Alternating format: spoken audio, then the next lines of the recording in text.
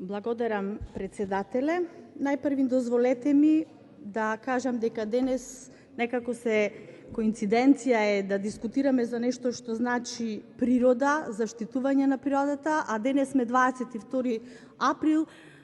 денот на планетата Земја, кој што не само декларативно, туку и суштински не обврзува точно вака да дискутираме и да реплицираме, да се надополнуваме се со една заедничка цел, да го направиме тоа најдобро што можеме како парламентарци кога станува збор за заштитата на природната средина.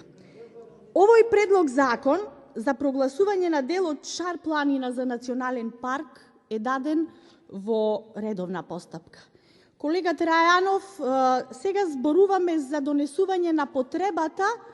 од ваков закон и верувам дека и во вашата дискусија, меѓутоа и сите ние знаеме дека нас ни е потребно да изгласаме дека имаме потреба од донесување на еден ваков закон кој што се темели врз основа на дадена студија за тој национален парк Шар планина, меѓутоа и врз основа на јавни расправи кој што се дискутирало и се дискутираше со стручњаци кои што навистина ги знаат работите и кои што на нас, на сите пратениците, ни ги укажуваат и ни кажуваат што треба и како треба да направиме. Имавте голем број на прашања и размислувања и дилеми. Би сакала само во тој да ви кажам дека на нас пратениците е да ги одговориме тие прашања и ако видиме некои недоследности во предложениот закон, во второто читање заеднички да интервенираме, евентуално знаете дека следува амандманска расправа во второто читање. Така, на прашањата кои што ги поставивте, кои што се легитимни, треба заеднички да одговориме и тоа во прилог на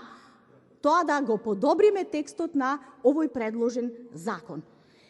Нормално изразивте